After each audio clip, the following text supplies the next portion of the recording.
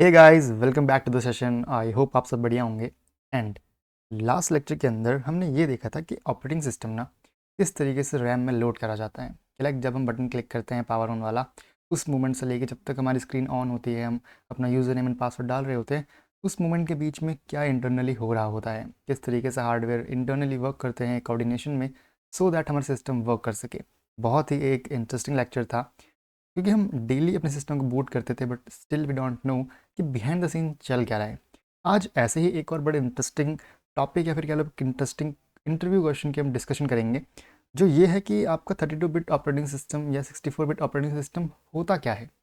ठीक, क्योंकि लाइक आज से कुछ 2-3 साल पहले भी जब मैं वीडियो रिकॉर्ड कर रहा हूँ, अगर आपके पास सिस्टम्स थे, आप यूज़ करते थे, तो आपको ना कभी भी कुछ डाउनलोड करते वक्त दो ऑप्शंस मिलते थे। फर्स्ट वन इज़ कि आप उस एप्लीकेशन को या 32 बिट में इंस्टॉल कर सकते हो या 64 बिट में। आजकल विंडोज़ प्रॉपरली आपका 64 बिट में आ चुका है, क्योंकि आजकल एडवांस मशीनरीज़ हैं आपके पास, ठीक, अच्छे डिवाइसेस हैं, दैट्स वाई। बट प्रीवियसली या फिर अभी भी लिनक्स के अंदर आपको ये लेवरेज मिलती है कि आप 32 बिट ओएस को यूज़ कर सको। बट क्या आपने कभी सोचा था कि 32 बिट वाला नंबर और 64 बिट नंबर एक्चुअली रिप्रेजेंट क्या कर रहे हैं, इनका मतलब क्या है, एक्चुअली बताते क्या हैं। ऑल दो क्या हो, अगर हम कोई गलत चूज़ कर लें, क्या कुछ दिक्कत होगी, या फिर मतलब क्या रैम वेस्ट होगी, या ऐप्स चल पाएंगे नहीं चल पाएंगे, या फिर मतलब क्या पता परफॉर्मेंस लो हो जाए। ये क्वेश्चंस आ सकते थे दिमाग में। ठीक, तो क्या कभी आपने इन पर विचार करा? अगर नहीं तो नो प्रॉब्लम, आज हम इन्हीं problem like 32 bit operating system और 64 बिट ऑपरेटिंग सिस्टम में डिफरेंस क्या है, इस पर चर्चा करेंगे। ठीक, एंड हाँ, स्टोरेज डिवाइसेस को भी देखेंगे, किस तरीके से आपके पास स्टोरेज डिवाइसेस होते हैं, क्या वर्क होता है इनका, कैसे सीपीयू डिसाइड करता है कौन सा डेटा कहाँ भेजेंगे। काफ़ी एक मतलब इंटरेस्टिंग लेक्चर होने वाला है, तो बने रहिएगा। तो द फर्स्ट क्वेश्चन जो आज हम जानेंगे एक्चुअली कि क्या हो कि आपके लैपटॉप के अंदर मे बी 8 GB रैम हो, बट आपने गलती से 64 बिट ओएस की जगह 32 बिट ओएस ले लिया, तो पता है क्या होगा? अब आप ना सिर्फ अपने लैपटॉप का 3 to 4 GB रैम ही यूटिलाइज़ कर पाओगे, बाकी रैम वेस्ट। अब ये क्यों होता है, कैसे होता है, रीज़न क्या है? चलो स्टार्ट करते हैं। तो फर्स्ट पॉइंट हम समझते हैं बेसिकली कि हार्डवेयर इंटरनली वर्क कैसे करता है। चलो, हमको ना पता होना चाहिए कि देखो, हमारे पास ना कुछ यूनिट्स होती हैं, like bit, like byte, like KB, MB and GB. ये होती क्या है? अगर हम इन पर थोड़ा सा डिस्कशन करें, हमारे आगे के लेक्चर काफ़ी सुधर सकते हैं। तो आओ पहले बात करते हैं बिट के ऊपर। तो बिट एक्चुअली ना आपकी स्मॉलेस्ट यूनिट होती है डेटा स्टोर करने की। ठीक, तो अगर मैं समझाऊँ आपको यहाँ पे, can write that smallest data unit, ये या तो स्टोर कर सकता है एक बार में ज़ीरो या one, means only store zero और वन। ठीक, लेट्स सपोज आपके पास एक लाइक एक बकेट है, जिसमें आप या तो ज़ीरो डाल सकते हो या वन डाल सकते हो, it's like simple like that. ठीक, नो अदर देन दिस, या तो ज़ीरो या वन, दैट्स वाई आपकी स्मॉलेस्ट यूनिट है डेटा को स्टोर करने की। वहीं पर जब मैं बात करता हूँ बाइट्स के बारे में, ये बाइट क्या होती है, तो एक अलग सवाल आ जाता है कि अच्छा भाई, इस बाइट में क्या डिफरेंस होगा, क्यों इसको हम कह रहे हैं एक्चुअली एक तरीके से। डाउन बिलो, या तो बाइट बेसिकली क्या है ना, it's collection of bits. Yes, but I can say it's collection of bits, collection of bits. कितने कलेक्शंस, अच्छा मैथमेटिकली अगर मैं लिखूँ, so 1 byte is equals to 8 bits. ठीक, ये 8 बाइट का जो कलेक्शन होता है वो आपका एक बाइट, 8 बिट्स का कलेक्शन इज़ 1 बाइट। ओके, ठीक है। तो फिर ये आपका किलोबाइट क्या है, ये आपका मेगाबाइट क्या होता है, ये जीबी क्या है? It just group of bytes. जिस तरीके से बाइट आपका ग्रुप ऑफ बिट्स था, उसी तरीके से K B M B G B आपका ग्रुप ऑफ बाइट है। कैसे?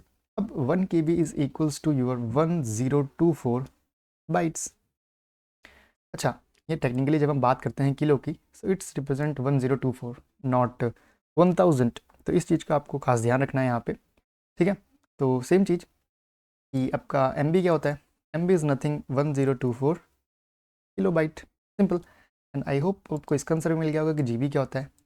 Yes, if you think it's 1024 M B, you are right. Okay, तो ये बेसिकली आपकी डेटा स्टोरिंग यूनिट्स होती हैं। कि bits means okay, smallest data unit, या तो वो ज़ीरो स्टोर करेगा या one. Byte means collection of bits. 1 byte is equal to 8 bits. Okay, and KB, MB, GB, I hope you got that thing. अब majorly बात ये आती है कि अच्छा बिट होता क्या है। देखो हम सबको पता है कि हमारे सिस्टम के अंदर ना रजिस्टर्स होते हैं। हमारे सिस्टम के अंदर लॉजिकली हम सिर्फ 0 या 1 में ही तो बात करते हैं। 0 means off, 1 means on, 0 means electricity is not flowing, 1 means electricity is flowing. तो बेसिकली अगर मैं आपको चीज़ दर्शाऊँ, let me just do that thing, wherever it is, yes, stroke is like that and this, okay. So if I say about 1 bit, this is your 1 bit, no it's 2 bits। 1 bit की अगर मैं बात करूँ तो मुझे इसको हटाना पड़ेगा। इट्स 1 बिट, या तो यहाँ पे एक बार में सिर्फ 0 आएगा या फिर मैं 1 रख सकता हूँ, दोनों कभी नहीं आएंगे। Okay, it's your 1 bit, nice, your 1 bit. But जब मैं बात करता हूँ एक बाइट की, 1 byte basically means you have now multiple sections। 1, okay, I have to just draw lines, it's 1 and then again 2, just copy paste करते हैं फटाफट, चलो टाइम बचाते हैं अपना। delete it and just take it, not like that, it's good। oh my god, इस touch हो जा रहा है लेकिन सीधा नहीं आ रहा है यहाँ पे बिल्कुल। चलो कोई नहीं, let's try about that, nice. तो जस्ट पेस्ट इट डाउन फटाफट।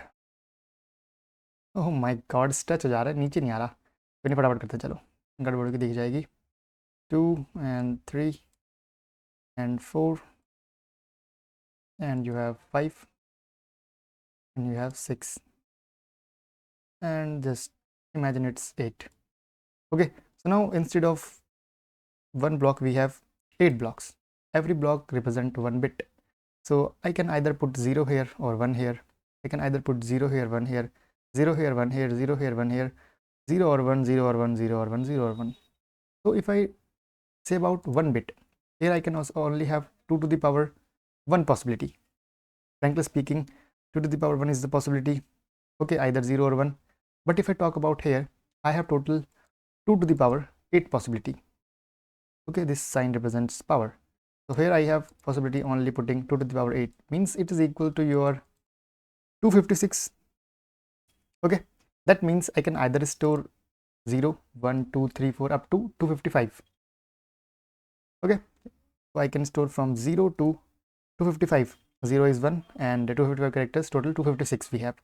so let's suppose मुझे यहाँ पे ना आपका 0 स्टोर करवाना, तो मैं कैसे करवाऊँगा, simple, 0 hair and again 0 here, again 0 here, again 0 here, 0 and it's like 0, okay, my god, I think it's written ridiculous। okay, just थोड़ा जस्ट समझते प्यार से, वो तो पूरा पिछड़ पिछड़ हो गया। Okay, I know I have 8 bits and 8 bits में अगर मुझे 0 को स्टोर करवाना है तो it's simple, I can just put how many this 3 3 6 7 8 8 zeros. तो मुझे पता है बाइनरी कन्वर्जन किस तरीके से होता है, 2 to the power 0 है ना, into 1, 2 to the power 1 into 1 2 to the power like the thing here into 2 to the power 0 then 1 2 3 4 6। so this is how I represent 0, okay, in 1 byte। if I have to represent 1, so 0 0 0 0 0 and 1, it represents 1। ऐसे ही अगर मैं एकदम 1 1 1 1 1 1 1 represent कर दूँ like 8 times 3 3 3 6 7 8, okay, like that, what it is 3 3 6 7 8, it's your 255। Okay, तो ये like कुछ binary conversion, decimal conversion ये सब होती हैं, ये आई होप आपको पता होंगे, तभी आप इसे जो ग्रैस्प कर पाओगे। ऑल्दो नहीं कर पा रहे कोई बात नहीं, सिंपल, ठीक है। एक बहुत बेसिक आइडिया लिया कि डेटा स्टोर किस तरीके से होता है। अब हमको पता है कि सीपीयू के अंदर ना हमारे पास बहुत सारे ट्रांजिस्टर्स होते हैं। ट्रांजिस्टर्स क्या, it contains your logical gates, okay. तो हम एक ट्रांजिस्टर ड्रॉ करते हैं सिंपल। तो ट्रांजिस्टर में भी आपके पास एक 4 बाइट का ट्रांजिस्टर है, ठीक, ओके। तो 1 byte and you have 2 byte, you have 3 byte and 4 byte total, ठीक है, इजी, मतलब कुछ इसमें ऐसा हार्ड तो है नहीं। हमने 4 बाइट का सिस्टम बना दिया। तो अगर आप थोड़ा सा ध्यान दो, 1 बाइट में 8 बिट्स, तो 4 बाइट में कितनी बिट्स होंगी, it can be easily said that it contains your 32 bits, है ना, 32 बिट्स। तो अगर 32 बिट्स हैं दैट बेसिकली मीन्स यहाँ पे क्या होगा, 32 बिट्स बेसिकली मीन्स कि यार 2 to the power 32 possibilities are there. इस तरीके से 8 बिट्स के अंदर मैंने देखा था कि भाई 8 बिट्स हैं तो 2 टू द पावर 8 पॉसिबिलिटीज़ मेरे पास है। तो सारी जीरो या लाइक 0 0 0 1 या 1 कहीं इधर या इधर इधर, तो इस तरीके से पॉसिबिलिटीज़ कॉम्बिनेशंस बन रहे हैं। Means 2 to the power 32 possibilities और you can say combinations I have. तो ये 2 टू द पावर 32 कॉम्बिनेशंस को अगर आप एस्टिमेट करके रफली बताओगे तो it's up to 4 GB, it's up to 4 GB। Okay, तो इसका मतलब क्या हुआ कि आपके पास टोटल यूनिक एड्रेसेस, ये हर कॉम्बिनेशन एक एड्रेस को रिप्रेजेंट करेगा आपके। तो आपके मेमोरी के अंदर टोटल इतने एड्रेसेस हैं जो कि आपके 4 GB के अराउंड है। दैट्स वी, अगर आपका सिस्टम 32 बिट OS के ऊपर है तो आपके पास टोटल यूजेबल मेमोरी सिर्फ और सिर्फ 4 GB मिलती है। तो एक रिकैप अगर मैं दूँ आपको तो आप बेसिकली ये समझ सकते हो कि यार देखो, आपका हार्डवेयर पहले बनता है, सॉफ्टवेयर बाद में बनता है। दैट मीन्स अगर आपके ट्रांजिस्टर्स 4 बाइट वाले हैं, that means you can only store 32 bits in it, and 32 bits basically means 2 to the power 32 unique addresses. इसका मतलब कि आपका अगर हार्डवेयर 32 बिट का है तो आपका ऑपरेटिंग सिस्टम 32 बिट का होगा। एंड अगर ऑपरेटिंग सिस्टम 32 बिट्स का है तो वो सिर्फ और सिर्फ आपकी 4 GB तक की रैम को ही सपोर्ट कर सकता है, क्योंकि सिस्टम भी वो सपोर्ट कर पा रहा है। ठीक, तो ये बेसिकली आपकी बात होती है कि एक 32 बिट का जो ऑपरेटिंग सिस्टम होता है ना, उसके पास 32 बिट वाले रजिस्टर्स होते हैं। Means it can have 2 to the power 32 unique memory addresses in it. Okay, और इसकी वजह से सिर्फ उसकी जो रैम होती है वो 4 GB तक ही यूज़ हो पाती है फिजिकल मेमोरी के तौर पे। ओके, तो आई होप आपको एक क्लैरिटी अब मिली होगी थोड़ी सी। सेम सिनेरियो क्या होगा कि अब अगर आपके पास जो हार्डवेयर है वो है 8 बाइट वाला, 8 bytes, 8 byte basically means 8 into 8 64 bits, means 2 to the power 64 unique memory addresses. अगर आप 2 टू द पावर 64 को अगर आप कैलकुलेट करोगे तो वो टेराबाइट्स में आता है, 4 GB नहीं, terabytes. You can't imagine that number, इतना बड़ा नंबर होता है वो। ठीक, तो यू कैन गेट कि जब मेरे पास 32 बिट के अंदर सपोर्ट ही सिर्फ 4 GB तक का था तो मैं चाहे 10 GB लगा लूँ, 12 लगा लूँ, 16 लगा लूँ, it doesn't make sense. I can only utilize up to 4 GB। But 64 bit registers बनाते ही हमारा नंबर इतना बड़ा हो गया कि अब आप कितनी ही बड़ी रैम ले आओ वो सपोर्ट कर लेगा। ऑल्दो हमारे पास इतना कैपेबल सिस्टम नहीं होगा कि आप उस रैम को सपोर्ट कर सको। तभी तो आप देखो हमारे पास कहाँ तक की पॉसिबिलिटी है, तो टेराबाइट तक का डेटा मैं सपोर्ट करवा सकता हूँ रैम के अंदर, बट हमारे पास है ही नहीं, हम उतना एडवांस है ही नहीं अभी। ओके, तो this is the scenario. Okay, I hope that you got that point. बाकी मैं अगर आपको थोड़ा सा समझाना चाहूँ यहाँ पे, ये कॉम्बिनेशन से मैं कहने क्या चाह रहा हूँ यहाँ पे, तो सिंपल सी बात समझो। लेट सपोज मेरे पास है क्या, मेरे पास है I have only possibilities of 2 bits. 2 bits मतलब, चलो समझाता हूँ। I have 2 bits, this is the thing, and yes I can hear put 0 और I can hear put again 0। सब टू मी, मुझे क्या पुट करना है। ओहो ठीक है, 0 0, मैं इसको हटा देता हूँ ना, एक काम करता हूँ, सिंपल लिखते हैं। चलो, अगर मेरे पास 2 बिट्स हैं, या तो मैं दोनों बिट्स में 0 डाल सकता हूँ, या मैं एक बिट में 0 डाल देता हूँ, एक में 1, एक में 1, एक में और 1, या फिर एक में 1, एक में 0। तो इस तरीके से मैं 2 बिट्स के अंदर कितने कॉम्बिनेशन बना पा रहा हूँ, 4 combination, means 2 to the power 2। अगर मेरे पास लेट सपोज 3 बिट्स है, 3 बिट्स है, तो क्या कॉम्बिनेशन बनेगा, 0 0 0। Okay, then 0 0 1, then 0 1 0, then 1 0 0। ठीक है, देन 1 0 1, और आई कैन पुट हेयर 0 1 1, और but I can also put here 1 1 0 and 1 1 1। तो कितने कॉम्बिनेशन हुए, 1 2 3 4 5 6 7 8। मीन्स अब मेरे पास 3 बिट्स थी, तो हर बिट में क्या पुट कर सकता था, 0 या 1, तो 2 to the power 3 means 8 combination बने। इस तरीके से जब आपके पास 32 बिट्स होंगे तो कितने कॉम्बिनेशन बनेंगे, 2 टू द पावर 32। 64 बिट होंगे कितने, 2 टू द पावर 64। सो इस तरीके से कॉम्बिनेशन बनते हैं, और हर कॉम्बिनेशन को सिग्निफाई कर रहा होता है। ऐसे 0 0 का सिग्निफाई कर रहा है 0। ठीक, अगर मैं थोड़ा सा लिखना चाहूँ तो 0 0 सिग्निफाई कर रहा है 0 को, 0 1 2 to the power 0 into 1 0, but 2 to the power 0 कितना होता है, 1, तो 1 इंटू 1 1। किसी किसी भी नंबर की power 0 is equals to 1, and 2 to the power 0 into 1 is equals to 1, plus 2 to the power 1 into 1, 2 plus 1 3, no 2 1+1 कितना होता है, सिंपल सी बात भाई। देखो अपने नंबर यहाँ पे क्या हो रहे हैं, अब पहले ही आना चाहिए था बट ये आ गया, बट कोई बात नहीं। आपको समझना क्या है कि लेफ्ट से स्टार्ट करो, राइट की तरफ जाओ। लेफ्ट को 2 to the power 0 से स्टार्ट करो और राइट की तरफ लेके जाओ, हर बार पावर बढ़ाते वक्त नंबर से ही मल्टीप्लाई करवाना। अगर यहाँ पे 1 है तो 1 × 2 to the power 0, 2 to the power 0 कितना 1, प्लस 1 × 2 to the power 1 कितना हो गया 2, तो 2 + 1 3, और नीचे कितना आएगा 2 to the power 0 × 0 0, 2 to the power 1 × 1 means 2। तो इस तरह से नंबर, तो ऐसे आपके नंबर्स बन रहे होते हैं, ठीक है। तो थोड़ा सा लाइक क्लैरिटी मिल गया आई होप आपको।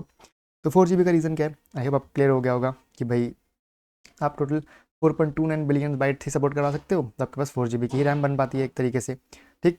अच्छा, अब क्या बात करते हैं बेसिकली हम कि आपका जो 32 बिट वाला CPU होता है एक तरीके से, वो ना एक बार में ज़्यादा प्रोसेस को, ज़्यादा डेटा को प्रोसेस कर पाता है एक तरीके से। अब कहने का मतलब क्या, देखो जब मैंने आपको बोला कि आपके पास 32 बिट का एक आर्किटेक्चर है, बेसिकली दैट मीन्स कि जो पूरा सिस्टम है ना वो 32 बिट के ट्रांजिस्टर से बना हुआ है। मीन्स अगर आपके पास बताऊँ एरे के फॉर्म में अगर बताऊँ, आपके पास 0 से स्टार्ट हो रहा है और आप कहाँ तक जा रहे हो, आप जा रहे हो 31 तक। मीन्स आपके पास 31 बाइट्स है, 31 बाइट्स, ओके। तभी तो 31 और प्लस में 0 32 हो गया आपकी टोटल, ठीक। दैट मीन्स आप एक बार में पूरे अपने एक ट्रांजिस्टर के अंदर सिर्फ 32 बिट्स का डेटा या 32 बिट्स की जो इन्फॉर्मेशन है उसको स्टोर करवा सकते हो, है ना। इसकी वजह से क्या हो रहा है, आपके पास इतना स्पेस नहीं है यार, ठीक। आप सिर्फ एक बार में कितना प्रोसेस कर पा रहे हो, सिर्फ और सिर्फ 4 बाइट का डेटा, 4 बाइट का डेटा ही प्रोसेस कर पा रहे हो।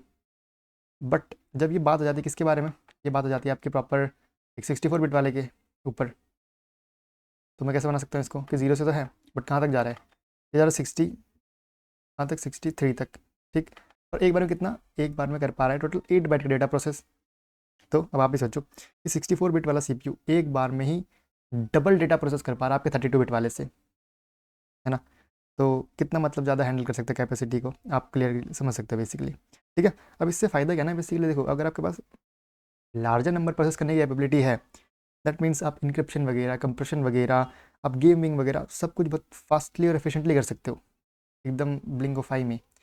दैट्स वाई 8 बिट वाले कितने आपके फास्ट होते हैं, you know that thing, okay. अब इसी के ऊपर कुछ मैं एडवांटेजेस की बात करूँ कि 64 बिट वाला किस तरीके से ज़्यादा एफिशिएंट है या क्या एडवांटेज है इसके पास कंपेयर टू 32 बिट वाला। तो the first thing comes here is addressable memory. तो मुझे पता है कि मेरे पास मेमोरी कितनी बड़ी होगी, वो कौन डिसाइड करेगा, 32 बिट वाला। तो 32 बिट वाले के पास क्या सिस्टम है, 2 to the power 32 memory addresses होंगे यूनिक, ओके। तो रैम में इतनी मेमोरी के एड्रेसेस यूनिक होंगे, means 4 GB lump sum lump sum. But अगर इसको ही हम देखें 64 बिट के अंदर तो चल रहा है टेराबाइट्स के अंदर, मीन्स इतनी बड़ी मेमोरी हमारे पास एड्रेसेस हैं कि हम कितना ही चले जाएँ we can use that, but still हमारे पास कैपेसिटी इतनी नहीं है कि हम जा पाएँ। तो इसलिए धीरे धीरे बढ़ती जा रही है, 24 GB लाइक 32 GB मेमोरी में आने लगी आजकल, okay. But we have option to push ahead more, 32 bit में हमारे पास नहीं थे ऑप्शंस, ठीक है। नेक्स्ट थिंग वी हैव कि भाई हाँ एड्रेसेबल मेमोरी में फ़ायदा क्या, देखो यहाँ पे तो मैंने बात करी कि कंप्रेशन वगैरह इंक्रिप्शन फास्ट हो सकता है। बेसिकली जब आपको मल्टीटास्किंग हैवी करनी होती है ना तो आपको रैम ज़्यादा चाहिए होती है। वो कहाँ मिलेंगे आपको, वो मिलेंगे सिंपल 64 बिट के अंदर। आप VMs चलाओ, आप जितना बड़ा डेटा सेट रन करना करो, कोई प्रॉब्लम नहीं है। इन सब के लिए ज़रूरी है 64 बिट वाला, 32 बिट में नहीं चल पाएंगी चीज़ें यहाँ पे, कि मेमोरी इतनी नहीं है तो आप कैसे चलाओगे, ऑब्वियस सी बात है, okay. Next advantage we have here is resource usages, yes. यहाँ पे बेसिकली बात आती है कि परफॉर्मेंस का फंडा कितना होगा। मीन्स देखो 64 बिट वाला ना आपका ऑब्वियसली बात है ज़्यादा रैम एफिशिएंटली यूज़ कर सकता है, कोई बार नहीं है 64 GB वाले के पास, 64 बिट वाले के पास सॉरी। बट 32 बिट वाले के पास तो बार है, वो 4 GB से ऊपर पुश ही नहीं कर सकता। दैट्स वाई जब भी आपको लाइक हैवी टास्क करने हैं, बहुत सारी मॉडर्न एप्लीकेशन चलानी है, गेमिंग वगैरह करनी है, तो इट्स एड्रेसेबल कि आप 64 बिट की तरफ जाओ, क्योंकि आपको डिफरेंस दिखेगा दोनों के बीच में। 32 बिट वाला सपोर्ट कर ही नहीं सकता गेम वगैरह लाइक हैवी एप्लीकेशंस को, बट 64 वाला कर सकता है, वो पुश कर सकता है अपनी लिमिट्स को, ठीक है। दैट्स वाई अगर आपके पास 8 GB प्लस रैम है you can go with 64 bit version, ठीक। बट कम है तो आप 32 बिट के साथ जा सकते हो। Next thing we have here is performance. Performance basically बात होती है कैलकुलेशंस की। CPU हमेशा कैलकुलेट कर रहा होता है कुछ ना कुछ, है ना। वहाँ पे बहुत लाइक एक मेजर रोल प्ले कर रहा होता है कि 64 बिट के अंदर भी नो रजिस्टर्स काफ़ी बड़े हैं, है ना। ऑब्वियसली बात है जितना डेटा मैं 4 बाइट में स्टोर करूँगा मैं उससे डबल डेटा एक रजिस्टर में यहाँ रख सकता हूँ। फॉर एग्जाम्पल आप खुद ही सोचो कि भाई मेरे को ना एक नंबर एडिशन करना है या फिर सब्ट्रैक्शन करना है एक 32 बिट वाले सिस्टम के अंदर, बट वो नंबर बहुत बड़ा है, ठीक। तो क्या होगा, वो नंबर लेट सपोज आपका 64 नंबर, तो क्या करता हूँ एक काम करता हूँ, देखो I just double that thing. तो क्या होगा कि एक नंबर है मेरे पास, अब क्या हो रहा है कि ना वो नंबर इतना बड़ा है कि लाइक कुछ ऐसा सिस्टम हो गया। देखो 64 बिट का नंबर है मेरे पास, तो कुछ ऐसा दिख रहा होगा कि 64 बिट का नंबर बहुत बड़ा नंबर है। अब होगा क्या, सीपीयू पहले ना, मुझे पता है सीपीयू एक बार में कितना प्रोसेस कर सकता है, सिर्फ आधा। तो पहले वो यहाँ से लेके यहाँ तक का डेटा प्रोसेस करेगा, देन उसको स्टोर करेगा, फिर यहाँ से लेके यहाँ तक का डेटा प्रोसेस करेगा, इसको स्टोर करेगा, देन जो आया आंसर उनको कैलकुलेट करेगा। मतलब सीपीयू साइकिल्स बहुत ज़्यादा लग रही हैं। बट वहीं पे मैं अगर 8 बाइट की बात करूँ तो पूरे डेटा को वो एक ही रजिस्टर में लोड करेगा, कैलकुलेट करेगा और काम कर देगा। यू नो, बात आ रही सीपीयू साइकिल्स की, क्योंकि हमें पता है कि जब भी कुछ कैलकुलेशन होनी होती है तो कैसे हो रही होती है। पहले जो सारे ऑपरेंड्स होते हैं, मतलब जो आपके नंबर्स होते हैं, उनको हम मेमोरी से रजिस्टर्स में लेके आते हैं। तो दैट अगर मेरे पास लार्जर रजिस्टर होगा तो बड़ा नंबर रख सकता हूँ, मतलब मैं कम साइकिल्स के अंदर ज़्यादा काम कर सकता हूँ। क्योंकि एक सिस्टम के अंदर ना 1 सेकंड के अंदर like thousands of CPU cycle run कर रही होती है। तो एक साइकिल का भी डिफरेंस बहुत बड़ा डिफरेंस क्रिएट कर सकता है। ओके, तो ये बेसिकली बात है। इसीलिए जब साइंटिफिक कैलकुलेशंस करनी हो आपको, लाइक ग्राफिक्स रेंडरिंग करनी हो, या फिर इनक्रिप्शन करना हो, डिक्रिप्शन करना हो, या फिर लार्ज डेटा सेट के अंदर क्वेरीज को देना हो, वहाँ पे ये जो परफॉर्मेंस का फैक्टर है ना, 64 बिट के अंदर आउट परफॉर्म कर जाता है, ठीक, कंपेयर टू 32 बिट वाले सिस्टम के। ओके, क्योंकि सिंपल सी बात है, 32 बिट वाला यार बहुत कम डेटा प्रोसेस कर पाएगा, तो सीपीयू साइकिल ज़्यादा लगेंगी, सीपीयू को ज़्यादा टाइम देना पड़ेगा। यहीं पर 64 बिट वाला फटाफट काम कर देगा, कम इंस्ट्रक्शन साइकिल के अंदर लगेंगी, ठीक। क्योंकि we know that thing, 32 bit वाला एक साइकिल के अंदर सिर्फ 4 बाइट का डेटा प्रोसेस कर सकता है, 64 वाला कितना, 8 बाइट्स ऑफ डेटा। तो वी नो दैट थिंग कि 64 बिट वाला एकदम डबल स्पीड से काम कर सकता है आपके कंपेयर टू 32 बिट वाले, जहाँ पे आपके पास हैवी वर्कलोड्स हैं। ओके, तो ये तो चीज़ थी आपकी। Next we have is compatibility. Yes, बहुत सिंपल सा यहाँ पे एक स्टेटमेंट है कि 64 बिट वाला सीपीयू जो है ना, वो आपका 32 बिट का सिस्टम भी रन कर सकता है और 64 बिट वाला सिस्टम भी। मतलब कि अगर आपके हार्डवेयर ही 64 बिट पे बनाया गया है, तो आप ऑपरेटिंग सिस्टम 32 बिट वाला भी रन कर सकते हो, 64 बिट वाला भी रन कर सकते हो। बट अगर आपका हार्डवेयर ही 32 बिट सिस्टम पे बनाया गया है, सीपीयू 32 बिट वाला है, तो वो सिर्फ 32 बिट का ही ऑपरेटिंग सिस्टम रन कर सकता है। ये वाला पॉसिबल ही नहीं कर सके, क्योंकि उसको कितने रजिस्टर्स चाहिए होंगे, 8 बाइट वाले, बट यहाँ कितने होंगे, 4 बाइट्स के होंगे। ऊपर से एक बहुत इंटरेस्टिंग बात बेसिकली यहाँ पे पता है क्या है, 64 बिट वाले सिस्टम्स के अंदर आप अगर ओएस यूज़ कर रहे हो 32 बिट वाला भी चल जाएगा। अगर 64 बिट के अंदर आप 64 वाला ओएस यूज़ कर रहे हो, तो भी आप 32 बिट वाले सिस्टम्स के एप्लीकेशन को रन कर सकते हो। आप एक कंपैटिबिलिटी लेयर सिसवाओ 64 के थ्रू, हम पढ़ेंगे इसको आगे कैसे रन करती है, बट आई होप आपको कंपैटिबिलिटी समझ में आई होगी कि इस तरीके से चीज़ रन करेंगी। Next thing we have here is कि यार ऑब्वियसली बात है ना, एक आप खुद ही सोचो भाई, जब हमारे पास बड़ी रजिस्टर्स हैं, बड़ा डाटा आप एक बार में प्रोसेस कर पा रहे हो, तो आपकी कितनी बढ़िया ही लाइक रेंडरिंग वगैरह हो रही होगी, है ना। आपकी परफॉर्मेंस अगर ग्राफिक की देखनी है तो कंपेयर करना है एक बार ओल्ड लैपटॉप से न्यू वाले, कितना लाइक क्लियर डेटा प्रोसेस कर पाते हैं। तो ग्राफिक कैलकुलेशन सब कुछ इंटेंसिव, ग्राफिक इंटेंसिव टास्क बहुत ज़्यादा सीपीयू लेते हैं, जीपीयूज वगैरह लेते हैं, तो वो कहाँ लाइक बेटर परफॉर्म करेंगे ऑब्वियसली 64 बिट वाले ऑपरेटिंग सिस्टम के अंदर या सिस्टम के अंदर बेसिकली, ठीक। तो ये बात है कि अब आपको थोड़ा सा क्लियर आइडिया होगा कि कब आपको, अब तो अब ऑप्शन भी नहीं मिलता, आपको 64 बिट वाला सिस्टम मिलेगा। बट हाँ, अब आपको फ़र्क पता चल गया, 32 बिट वाला क्यों 32 बिट वाला है, 64 बिट वाला क्यों 64 बिट वाला है, एंड क्यों आपको एप्लीकेशन के वर्जन दिख रहे होते हैं, कि आप किस ओएस के अंदर हो, कौन सा वर्जन आपको लेना है, ये अब आप डिसाइड कर पाओगे कंपेयर टू लाइक पहले। अब आपको पता है रैम कितनी है, सिस्टम कैसा है, कौन से लेके चलें, कौन सा बेटर रहेगा, ऑल दिस थिंग्स, ठीक। तो ये बेसिकली बात थी आपकी। अब बात करते हैं बेसिकली कि नेक्स्ट टॉपिक हमारे पास क्या है, और ये बहुत इंटरेस्टिंग टॉपिक है। पता है क्यों? क्योंकि देखो अभी हमने क्या पढ़ा कि बस 32 बिट वाला सिस्टम, 64 बिट वाला सिस्टम, दोनों डिफरेंस क्या क्या है, कि दोनों में एड्रेसेबल मेमोरी स्पेस कितना हो सकता है। बट बात पता है क्या है कि ओएस ना लाइक एक बार में उसके पास ना बहुत सारी लेयर्स होती है मेमोरी की या फिर आपके लिए स्टोरेज की, कुछ बहुत फास्ट वर्क करती हैं, कुछ वर्क करती है बहुत स्लो, ठीक। तो दिक्कत क्या है कि जो बहुत फास्ट वर्क करती हैं वो बहुत छोटी होती हैं, और जो बहुत स्लो वर्क करती हैं वो बहुत ज़्यादा होती हैं। आप खुद ही देखो ना, रैम कितनी फास्ट वर्क करती है बट बहुत कम होती है, 32 GB, 16 GB, 14 GB, 12 GB। But आपकी लाइक डिस्क आपके पास 1 TB, 512 GB, बट वो बहुत स्लो होती है ना। तो इसी जो लेयरिंग का जो मतलब मैकेनिज्म है ना आपका, इसको हम कहते हैं स्टोरेज हायरार्की, ठीक। ये जो आप देख रहे हो डायग्राम, ये आपका स्टोरेज हायरार्की का है। मीन्स यहाँ पे ओएस का काम बेसिकली ये होता है कि वो डिसाइड करेगा कि कौन सा डेटा किस लेयर में रखना है, सो दैट हमें अच्छी स्पीड भी मिले और हमें अच्छी कॉस्ट भी मिले, कि हम कम कॉस्ट में ज़्यादा डेटा प्रोसेस कर पाएँ, स्पीड बढ़िया मिल जाए। तो इन सब के जो लाइक कंसिक्वेंसेस देखने हैं, डिसाइड करना है, वो कौन करेगा, वो करेगा आपका ओएस। कैसे, इन लेयर्स को समझ के। तो पहले आप भी समझो, आपको भी क्लैरिटी मिलेगी कि ये क्या है, क्यों हम इनको लाइक यूज़ वगैरह कर रहे हैं। बट इनों से पहले थोड़ा कुछ देखा जाए, हम लिनक्स के अंदर हैं, तो कि ना बात करें कि अगर मुझे चेक करना है कि भाई मेरा सिस्टम लाइक कैसा है मतलब, तो देखें एक बार यूनेम करते हैं और -m करते हैं ए बाद में, but it tells me I have system of 64 bit. Okay, अगर यहीं पे मुझे आउटपुट दिखता लाइक कुछ i686 या i386 करके, तो मैं समझ जाता कि मेरा सिस्टम जो 32 बिट वाला है। But I can see here 64, तो मीन्स मेरा सिस्टम जो 64 बिट का है।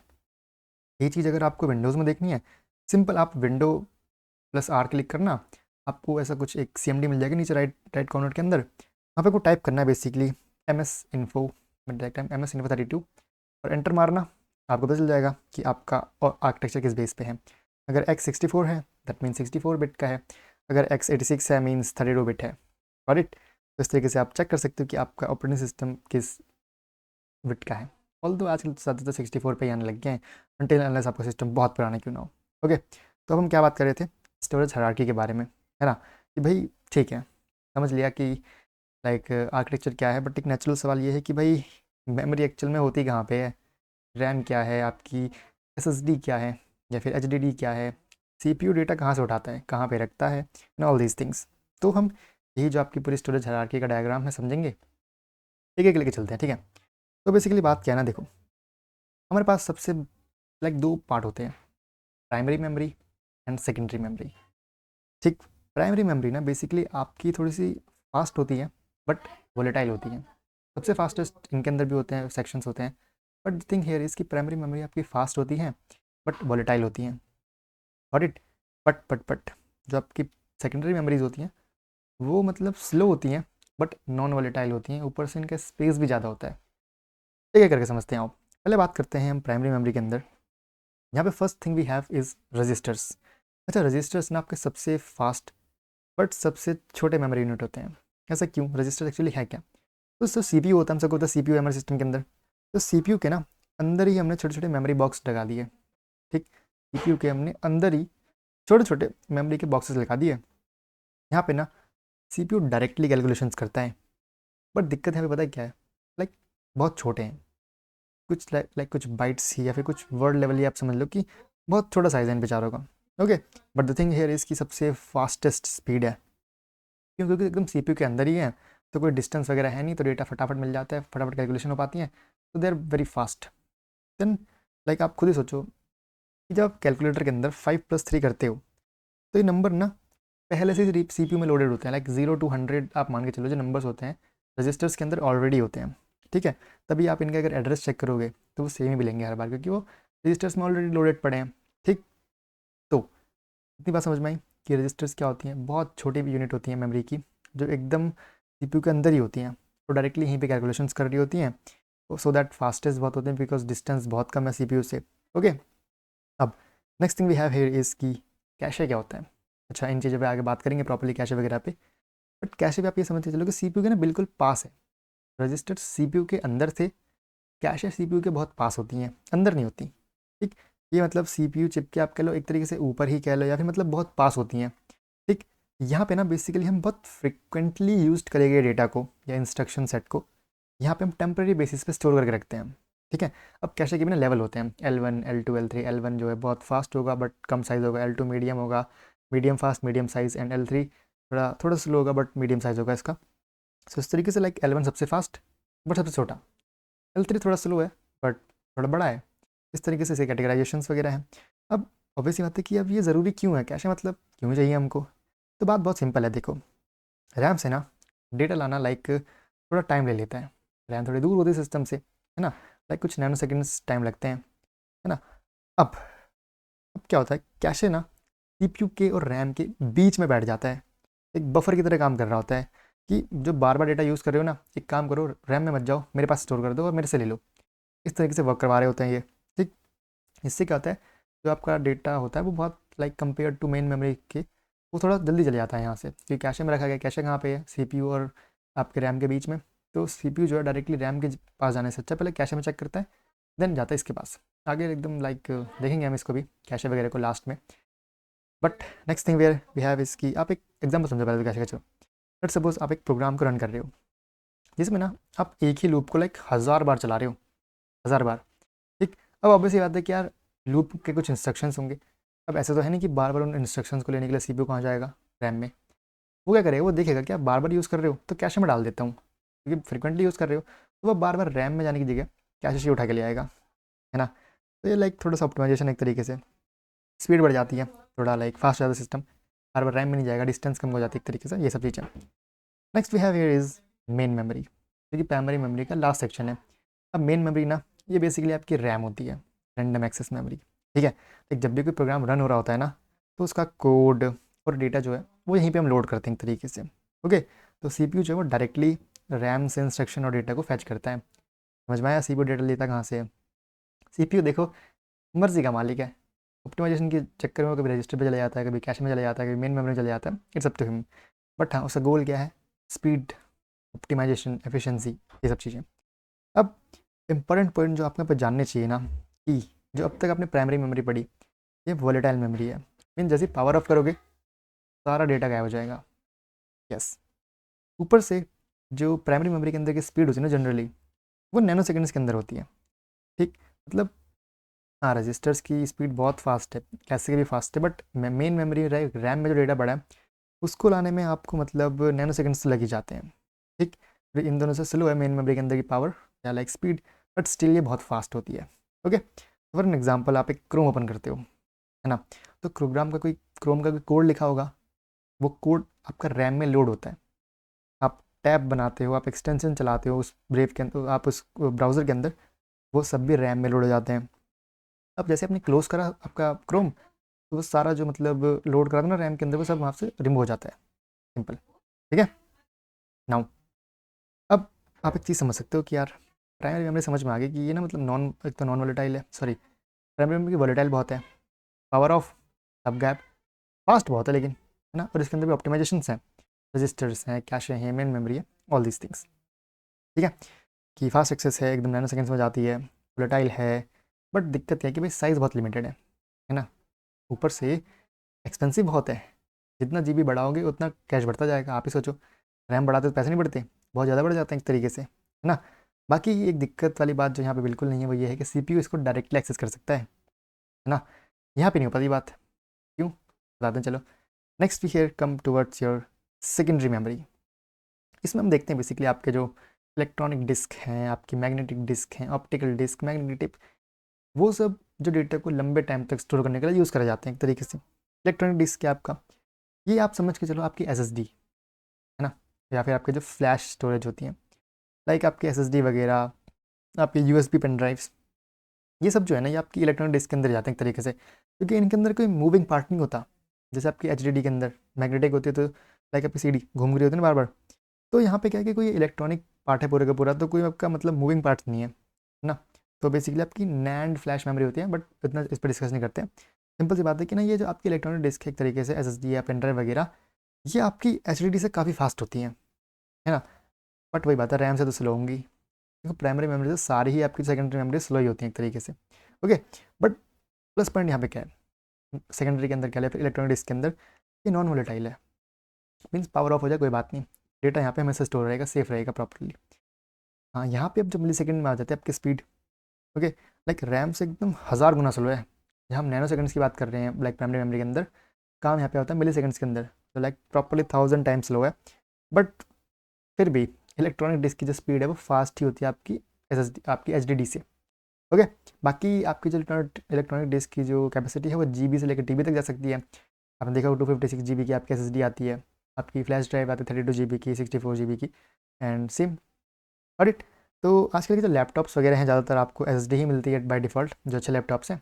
बाकी 1 TB एचडीडी का ज़माना गया एक तरीके से अभी, ठीक है। अब हम बात करते हैं बेसिकली आगे कि जो आपके विंडोज़ वगैरह होते हैं ना, आपके लिनक्स हो गए, उनके ओएस जो होता है एक्चुअली में, वो एसएसडी पे ही इंस्टॉल होता है, एकदम फास्ट बूट मिलता है, फास्ट अपलोडिंग मिलती है, यही बेसिकली आपकी एसएसडी का बेनिफिट है। अब जो मेरे पास एक्चुअली है, मेरे सिस्टम के अंदर भी है, वो एसएसडी ही है, but before I have magnetic disk, मतलब मैग्नेटिक डिस्क आपकी ट्रेडिशनल एचडीडी वगैरह होती है, हार्ड डिस्क ड्राइव, ठीक है। ये इसके अंदर ना आपके प्लेटर्स होते थे, रीड राइट हेड होता था, प्लेटर्स होते थे, मैग्नेटिक कोटिंग वगैरह।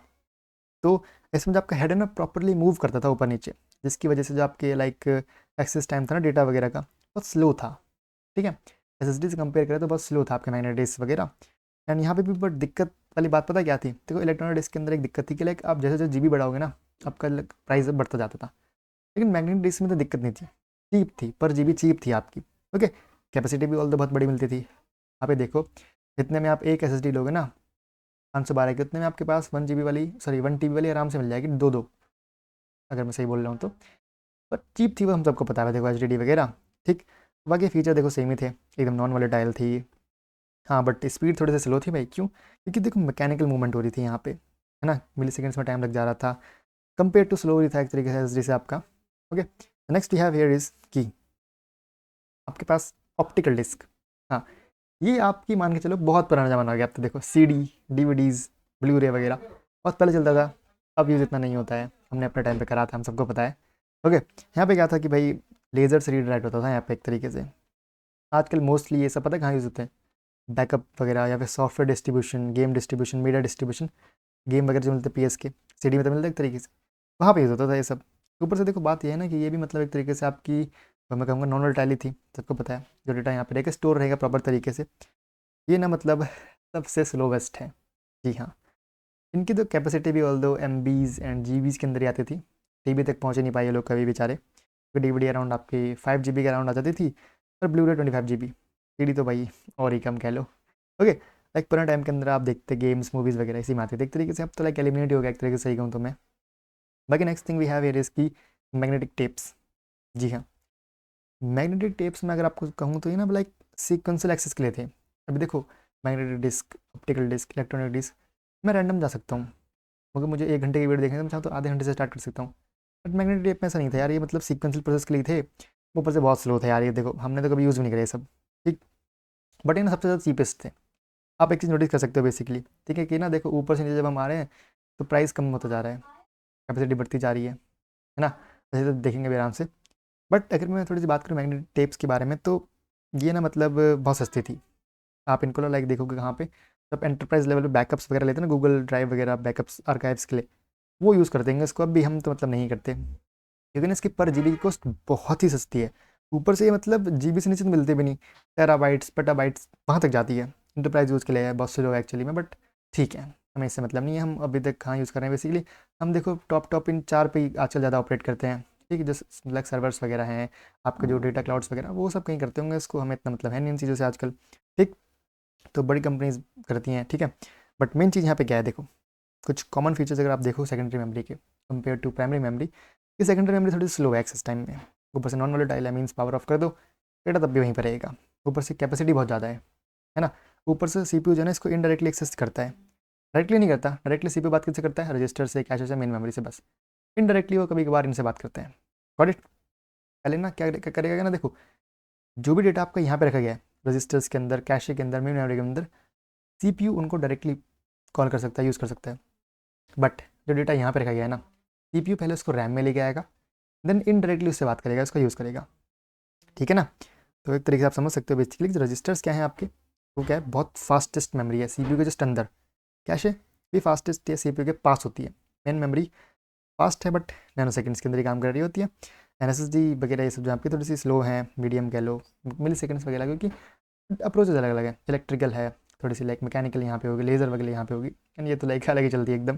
ओके, बट जो मेन चीज़ आप यहाँ पे देख सकते हो वो ये है कि यार देखो जैसे जैसे आप इस इमेज के अंदर नीचे से ऊपर मूव कर रहे हो, अब क्या देख रहे हो कि भाई एक्सेस टाइम बहुत ज़्यादा बढ़ रहा है, सॉरी सॉरी, एक्सेस टाइम बहुत फास्ट हो रहा है, स्पीड जब बहुत फास्ट हो रही है, एकदम स्लो स्पीड, एकदम फास्टेस्ट, बट साथ में क्या बढ़ रहा है, कोस्ट, यस, कोस्ट बहुत बढ़ती जा रही है। बट जैसे जैसे नीचे से ऊपर जा रहे हो क्या बढ़ रही है, वॉलेटिलिटी, मीन्स यहाँ पे जो डेटा है वो चलता रहेगा बहुत लंबे टाइम तक, कोई प्रॉब्लम नहीं है। ये डेटा क्या है, जैसे ही ऑफ हुआ ठीक है, तो नीचे से ऊपर क्या क्या बढ़ रहा है, आपका एक तरीके से एक्सेस स्पीड कम हो रही है, आपको स्पीड मतलब मिल रही है, स्पीड बहुत फास्ट हो रही है। नीचे से ऊपर कोस्ट बढ़ती जा रही है, नीचे से ऊपर आपकी वॉलेटिलिटी बढ़ती जा रही है, मीन्स जितना नीचे से ऊपर जाओगे मेमोरी वॉलेटाइल होती जा रही है एक तरीके से। हाँ, ऊपर से नीचे एक चीज़ बढ़ रही है, वो ये है आपकी स्टोरेज की कैपेसिटी, आप ज़्यादा डेटा स्टोर कर पा रहे हो एक तरीके से, ठीक है, यही बात है। और आई होप आपको क्लियर हुई होगी। बाकी अगर आपको नापना हो कि यार मतलब कि देखते कैसे हैं एक्सपेंसिवनेस, इट्स लाइक मेजर अराउंड पर जीबी कौन सी चीज़ कितनी महंगी है वो उस तरीके से मेजर करी जाती है एक तरीके से, ठीक है ना। यही बात थी, आई होप आपको समझ में आएगी थोड़ी सी कि क्या आपकी मेमोरी होती है, कितने तरीके की होती हैं, एंड क्या क्या यहाँ पे चीज़ें होती हैं। And that's all thing. ठीक, जिस तरीके से आप ऊपर से नीचे जाते रहोगे आपको देखिए कि भाई स्पीड कम होती जा रही है, आपकी कैपेसिटी बढ़ती जा रही है, वॉलेटिलिटी कम होती जा रही है, एंड ऑल दिस थिंग। सो एक क्लियर आई होप आपको समझ में आई होगी। एंड ये था आज का लेक्चर, थोड़ा सा प्रैक्टिकल था। बाकी अब कल से हम जा रहे हैं एकदम कोर ओएस के अंदर। बीटर ऑन द बुश बात हो गया, मेन बात करेंगे process management, memory management and all these things. I hope आपको मजा आया होगा, एंड मिलते हैं नेक्स्ट लेक्चर के अंदर गाइस। Till then bye.